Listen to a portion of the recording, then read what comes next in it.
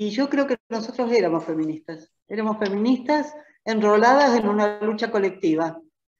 Y creo que, en primer lugar, hay un posicionamiento personal de autonomía que es innegable, que se ejerció como generación y que abarcó no solamente a la clase media, sino a las trabajadoras, a las compañeras de los gremios, a las delegadas gremiales, ¿qué más? Bueno, a las estudiantes, por supuesto, a las mujeres de los barrios.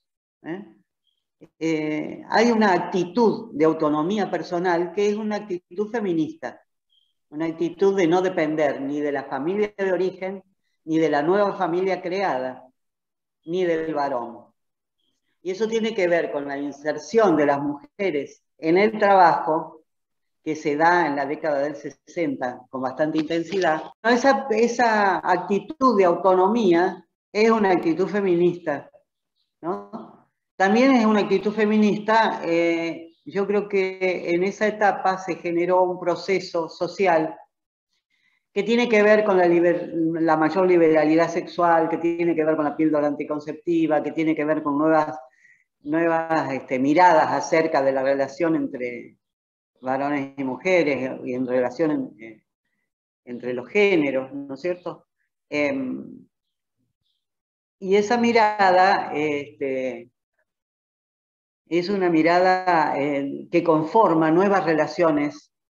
Eso que dice un chileno muy, muy hermoso, tiene una poesía que se llama Las mujeres de mi generación, que ustedes la habrán leído, Sepúlveda, compañero chileno, que dice que estas mujeres, que eran llamadas percantas y otros nombres, señalando que eran prostitutas, ellas pusieron, dice, en las espaldas de sus compañeros y en las paredes de todos los hoteles la palabra compañera, ¿no? Y eso me parece que eso generó nuevas formas de familia, que son las familias sociales, que no son las familias con red social, que es lo que vino después en el 80, ponele, o en el 90, sino que era una integración de la familia en una vida comunitaria que tenía mucho que ver con lo social y lo político. Entonces, yo creo que ese tipo de familia, esa comunión de la familia propia con el conjunto, eso fue derrotado con la dictadura.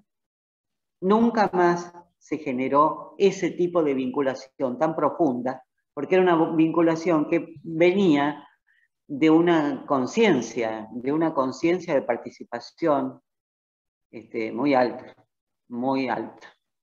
Entonces, y una lucha muy, muy dura, ¿no?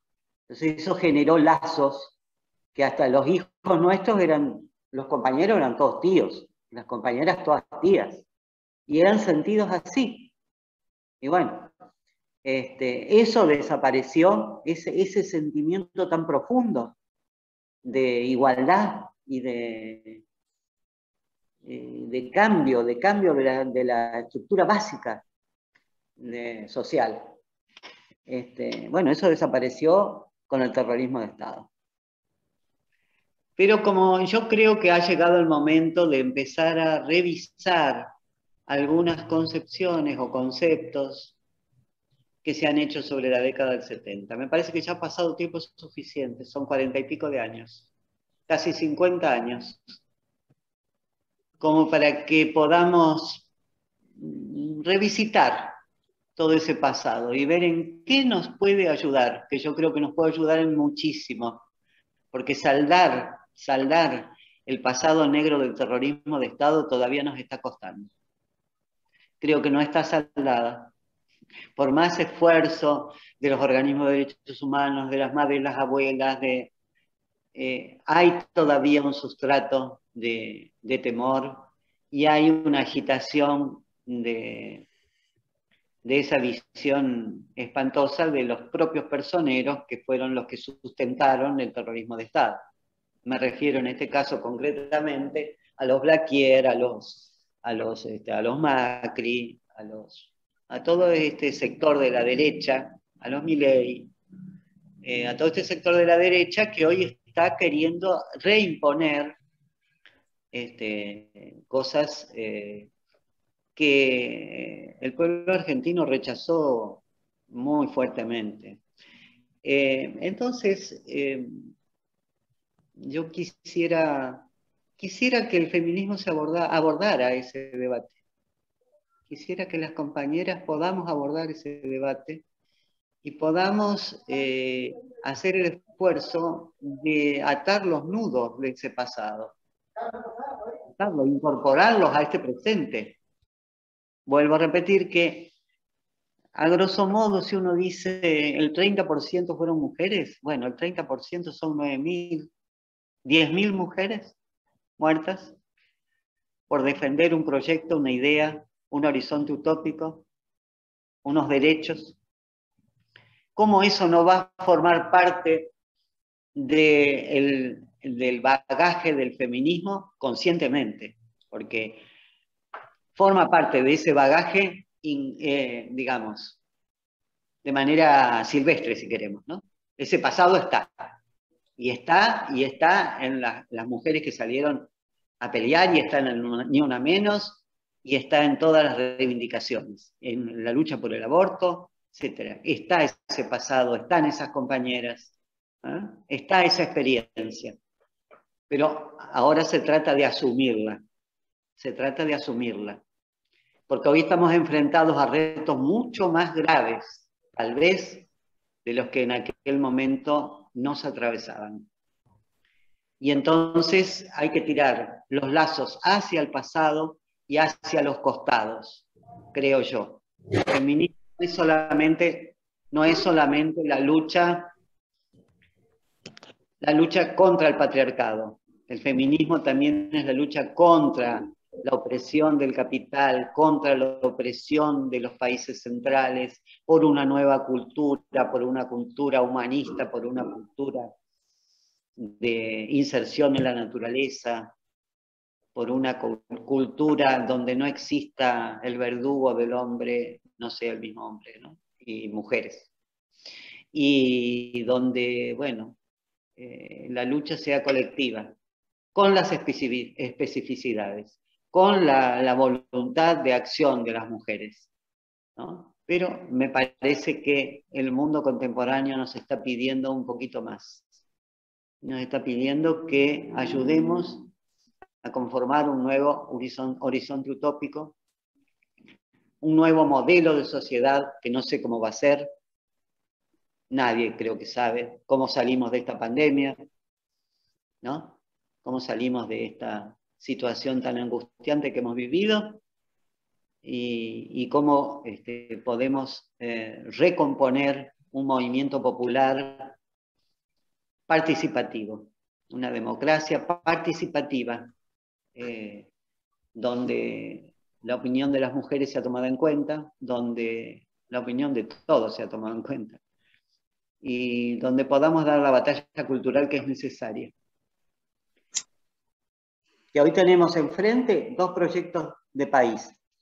Un proyecto nacional y popular que recoge o intenta recoger lo mejor de la experiencia histórica del peronismo, y un proyecto neoliberal encarnado por el macrismo y lamentablemente por la UCR oficial, que encarna el neoliberalismo, el individualismo, el anti-obrerismo, que está en contra de la educación popular, que está en contra de la salud pública, etc. Son dos modelos de país. Ahora, en aquellos años nosotros teníamos un horizonte utópico, que fue el último horizonte utópico liberador de la humanidad, que era el socialismo, ¿cierto? Hoy no podemos hablar de socialismo, salvo Chávez, que hablaba del socialismo del siglo XXI. Pero sí tiene que haber un horizonte utópico que nos permita ir generando nuevas formas de comportamiento social, y que revierta este proceso de concentración brutal de la riqueza en desmedro de los millones y millones de hombres y mujeres que están a la intemperie, sin que se les respete ni siquiera el derecho a la vida. Yo creo que en este aspecto es lo que nos puede servir aquella experiencia, ¿no? Algo tienen que decirnos esos militantes y esas militantes. Algo nos tienen que ayudar, a lo mejor, a tener espíritu crítico, a mirar la realidad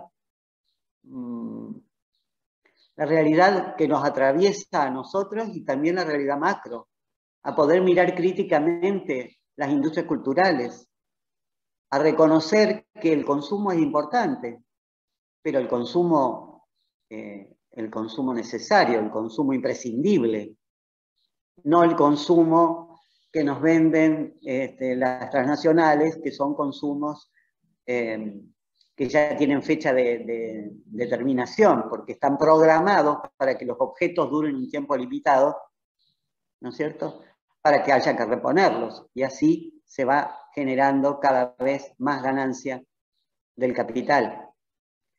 Entonces, bueno, estamos enfrentados a muchos interrogantes, muchas miradas antagónicas,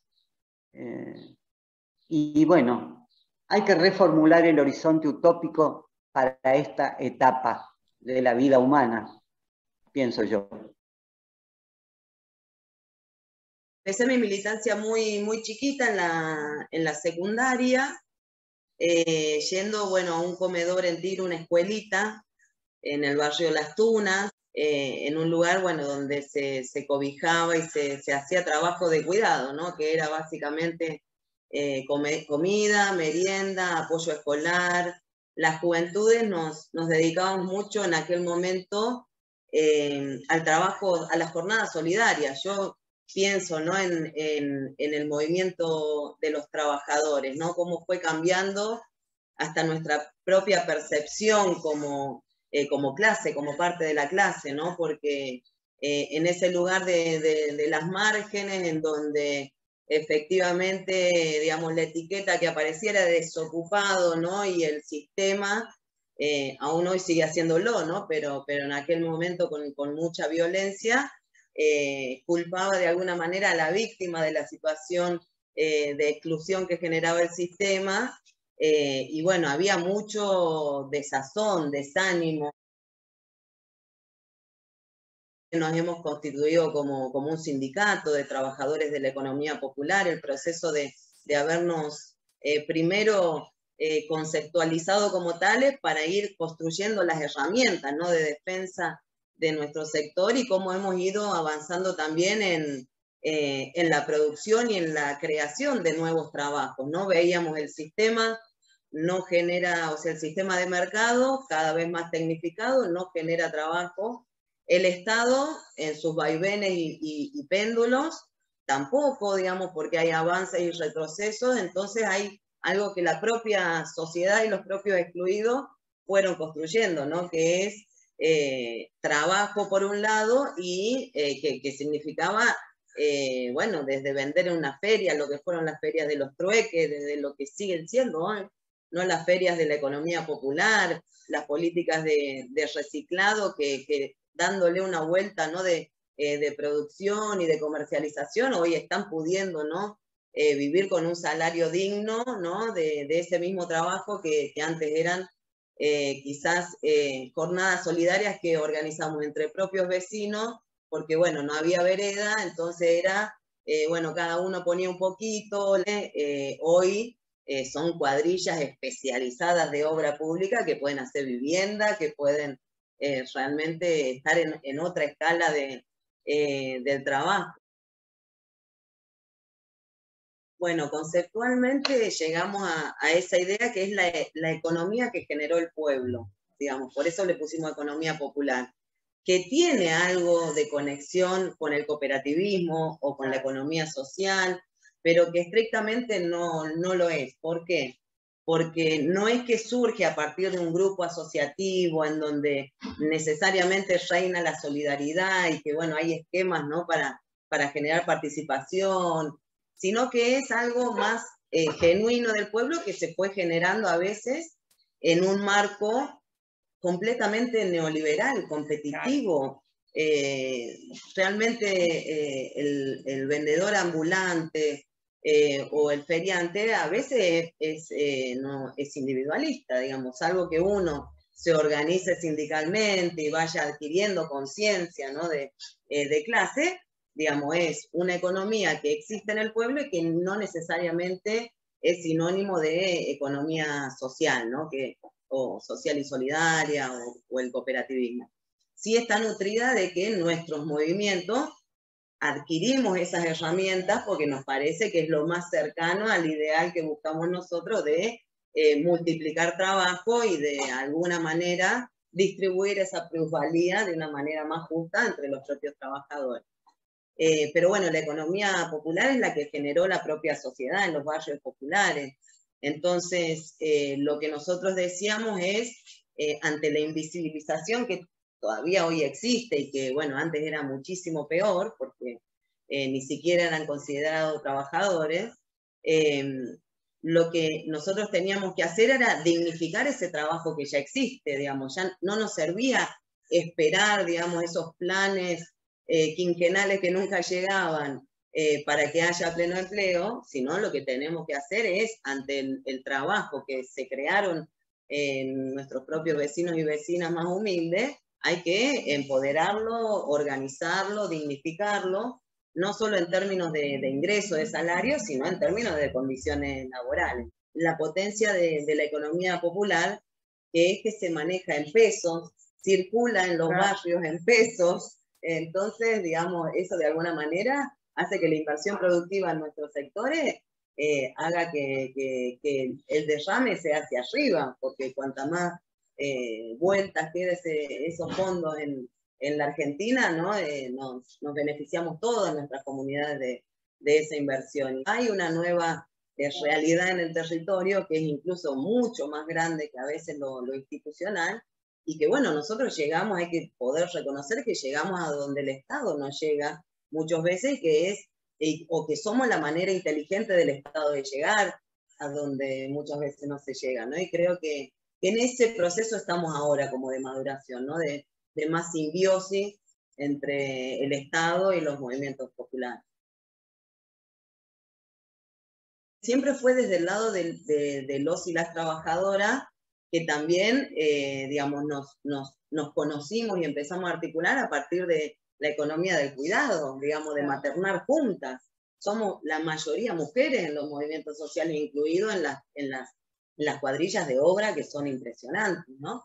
Y bueno, eso fue también lo que ayuda a incorporar, bueno, esa visión de lazo solidario, de organización popular, de, bueno, que no sea, digamos, solo administrar o crear trabajo, sino, bueno, construir comunidad organizada. Fue heroico, la verdad, lo que hicieron las compañeras, porque era ante el pánico, además de no saber qué era, organizarse para que no cierre, digamos, el poco único alimento que iban a tener los vecinos para ese día, sobre todo los que no podían, digamos, salir a trabajar, que era la gran mayoría, y a eso sumado de que la demanda se multiplicó, pero por miles, era la desesperación de salir a buscar donaciones. En eso hubo mucha solidaridad. Yo creo que en la Argentina hay algo bueno para rescatar, y que en esas tragedias como las inundaciones, como en estas situaciones, brota la solidaridad entre los vecinos hasta los empresarios que aportaron donaciones para poder hacer las ollas. Y después organizaron en eso una cualificación de aprender a higienizarse, relevar a los vecinos para llevarles su alimento a la casa cuando estaban infectados. O sea, el trabajo más grande, aparte de lo alimentario, que ya se tiene ganado el cielo, fue ese de cuando había una familia en el barrio, no funcionó los centros de aislamiento. La mayoría no quería irse, ¿no?, de su casa. Entonces, el riesgo era, bueno, que si está acá en el barrio, sale a pasear por el barrio y nos contagiamos todos. Entonces se armó todo una estructura le decían las compañeras, te banco la cuarentena. Y eso es un acto de amor tan grande, de solidaridad, porque era llevarle la comida, los pañales, las toallitas, mañana, tarde y noche, a familias que no podían salir más.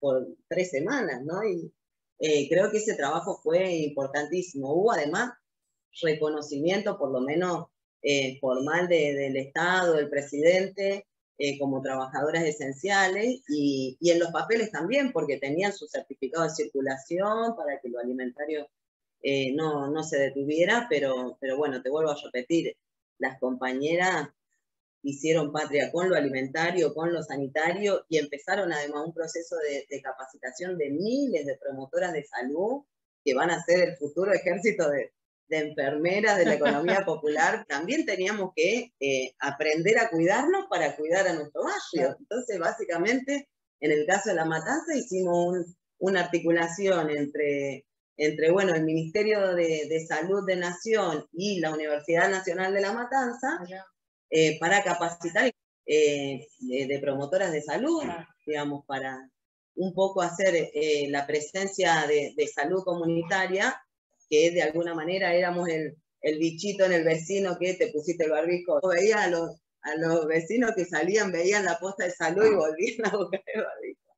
Y bueno, todo eso llevó a una capacitación de las compañeras, y después, bueno, eso, muchas de ellas se quedaron con ganas de continuar, y ahora están, bueno, estudiando para auxiliar de enfermería.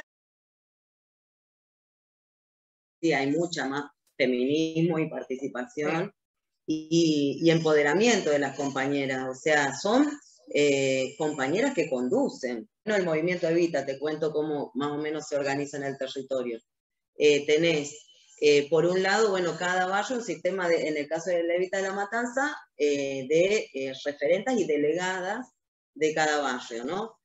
Y en cada barrio, en el conjunto del territorio, tenemos lo que son los frentes y las secretarias. Los frentes son el Frente de Mujeres, el Frente de Juventud, la UTEP misma, porque es en sí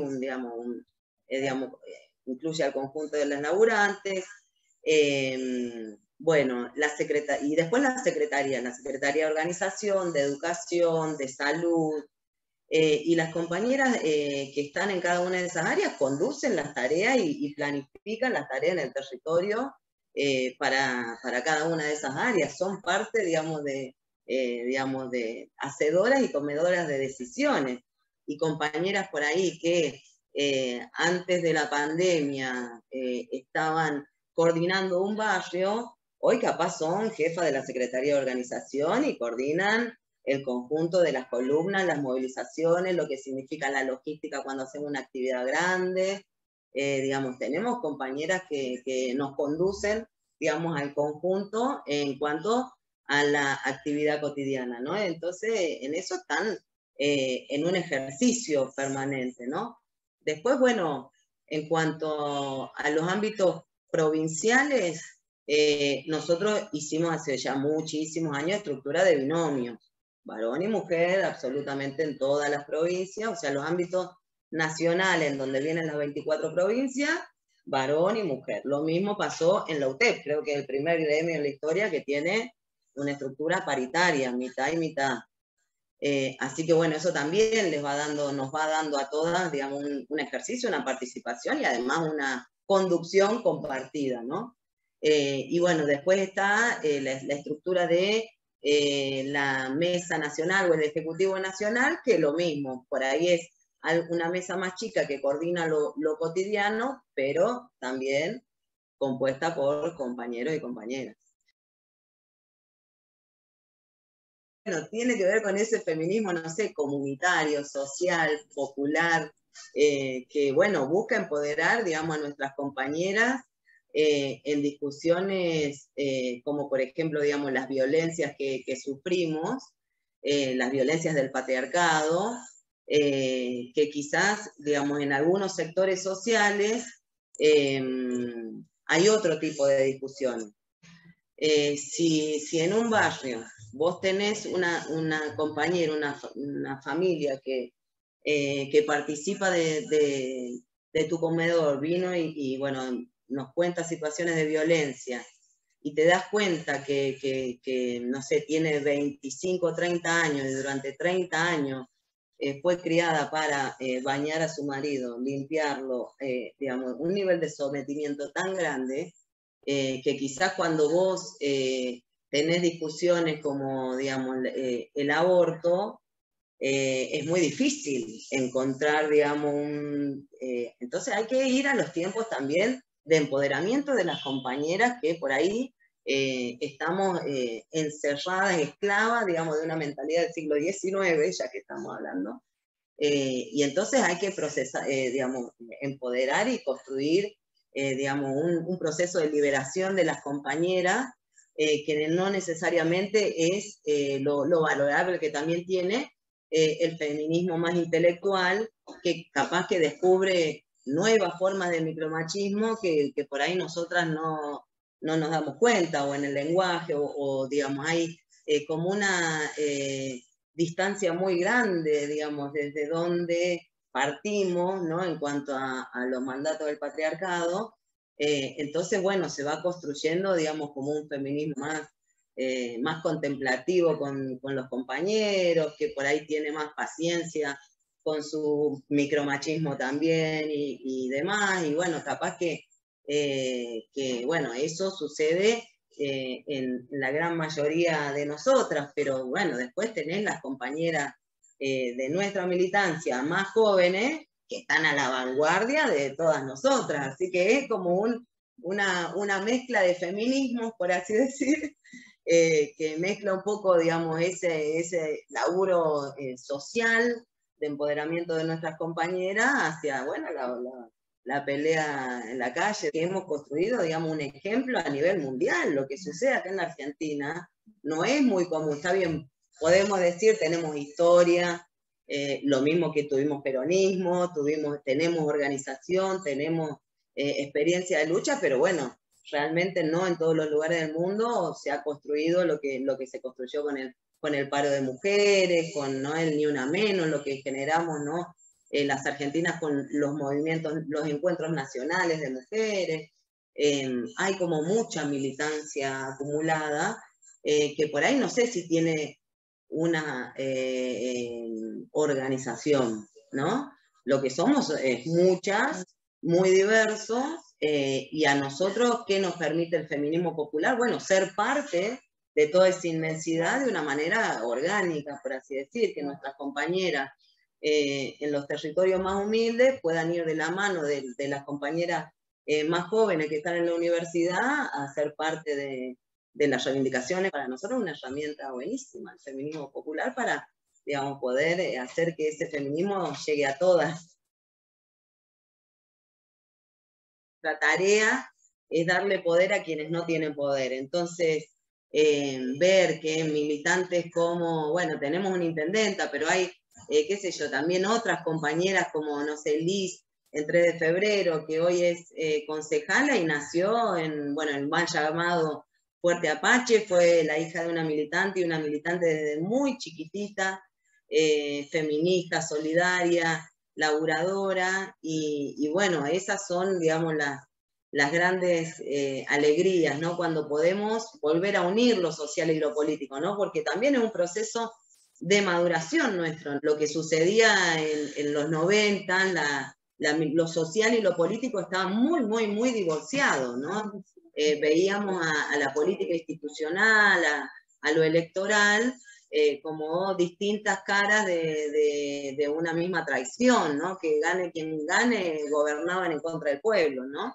Y eso sí tuvo una transformación drástica después de la llegada de Néstor, en donde nos convocan a participar, digamos, de un proyecto político, y ahí también nosotros nos abrimos a esa posibilidad, ¿no? De no solamente hacer la tarea territorial, que vamos a hacer toda nuestra vida, porque es un compromiso de vida, un compromiso moral, una elección, qué sé yo, de vida, sino también tratar de unir lo social y lo político para que las transformaciones sean mucho más importantes, ¿no? Lo que comprendimos, ¿no? De esa unidad es que de esa jornada solidaria para limpiar una zanja de agua podrida en un barrio, a poder ser parte, ¿no? de la Secretaría de Obras Públicas que decida hacer obras de cloaca o de agua en ese barrio, ¿no? Es una escala mucho más importante de resolución de problemas. Y por otro lado, en cuanto a la política, también de alguna manera de nutrirla de participación de nuestro pueblo, ¿no? Porque si nosotros nos alejamos, no solo los movimientos sociales, ¿no? Sino si la sociedad en general se aleja de la política y gana ese discurso neoliberal, ¿no? Negacionista de la política, como el de Milei, ese tipo de discursos que son negacionistas de la política para que cierta, ¿no? grupos económicos se la queden. Entonces, aprendimos también que hay que llenar de pueblo a la política, y en eso, bueno, estamos intentando permanentemente como podemos, porque es algo muy, muy difícil, ¿no? Unir y mantener unidos esas dos cosas, sobre todo porque no siempre somos parte de la toma de esas decisiones, y muchas veces cuando hay situaciones como la que vivimos en los últimos 4 años del macrismo, retrocedes 20 años no solo en la estructura económica, de cómo nos rompieron, nos endeudaron, nos ajustaron y nos empobrecieron, sino que también retroceden en un poquito en los niveles de conciencia de nuestro pueblo y esas ganas de participar. Nosotros queríamos una ley que genere que el Estado institucionalice, ¿no? A las promotoras contra la violencia de género, porque lo que decimos es, ¿vamos a estar construyendo refugios permanentemente para las emergencias, o vamos a tratar de construir una cultura libre de violencia, ¿no? Entonces creemos que el proceso, digamos, de educación de nuestro pueblo contra las violencias tiene, digamos, como condimentos, aparte de lo institucional, de los poderes del Estado, de las escuelas, digamos, todo lo que tiene que incorporar la perspectiva de género. También hay una vida comunitaria que necesita promocionar, ¿no? la política de género o la política antidiscriminatoria. Entonces, bueno, creemos que sería una herramienta para multiplicar, digamos, allá donde le cuesta de nuevo llegar al Estado, poder llegar, ¿no? con esta política de igualdad de género. Pero bueno, sabemos que, bueno, es otra de las reivindicaciones que las compañeras siguen y van a seguir peleando, de la mano, digamos, de las otras carencias que seguimos teniendo, ¿no? Sin contar el problema de la justicia, que es otro tema. Transformar, digamos, su sonrisa en bandera, que todo sea como Mica lo soñó, tiene que ver con esas raíces peronistas también, ¿no? De transformar el dolor en amor, en organización, en transformaciones concretas, ¿no? No quedarnos con eso que nos sucedió, que fue trágico, sino transformarlo en bueno, más derechos para las compañeras, y tratar de que su militancia, bueno, trascienda su vida a través de, bueno, estas herramientas que bueno, hoy creemos que es una de las herramientas importantes para transformar, ¿no? esa cultura patriarcal que todavía ejerce el Estado, nuestra sociedad, y no es poca cosa, ¿no? Que lo hayamos conquistado. Creo que un poco es ese legado peronista, un poco es Mica y lo que significó para todas nosotras, y por otro lado habla de la militancia de las compañeras, habla de la militancia del movimiento de mujeres Evita, que tiene, bueno, eso que te contaba, iniciativa, conducción política, digamos, no somos, digamos, invitadas a participar, sino que las compañeras elaboran políticas, y esta fue una política muy, muy buena, que ojalá se lleve a la práctica, ¿no? Y bueno, y vayamos de nuevo construyendo esta cultura libre de violencia. Eso es la clave, ¿no? de nuestra ideología, por así decir, de nuestra concepción, porque hasta racionalmente, viendo la situación climática en el mundo y viendo, digamos, la cantidad de agua y de bienes comunes que harían falta para sostener la calidad de vida que tiene ese mundo consumista, o sea, no te alcanzarían ni 7 planetas. Entonces, lo que tenemos que hacer, bueno, de la mano de la desconcentración, es también construir una cultura más armónica, ¿no? Del buen vivir, en donde podamos vivir y ser felices con lo necesario, con lo justo, ¿no? Y no descartando en esta economía del descarte, que lo único que genera es riqueza descomunal, desigualdad y sobre todo destrucción del planeta, ¿no? Fue una revolucionaria, incluso en el feminismo. No podemos, digamos, encasillar a Evita como una compañera machista porque hubiera dicho amo a Perón sobre todas las cosas. No, lo que hizo fue incomparable, con lo humilde, con las mujeres, con la ancianidad de los niños, pero con las mujeres incomparable, produjo una revolución. Digamos, las mujeres salimos de esa condición de objeto de un tipo, de un marido, de un padre, a poder tener independencia económica, que es lo mínimo indispensable para poder pensar procesos de liberación, ¿no? Yo creo que a Evita le debemos esa independencia económica, esa participación, ese empoderamiento a través de la participación política y social, que fue inmensa, inmensa.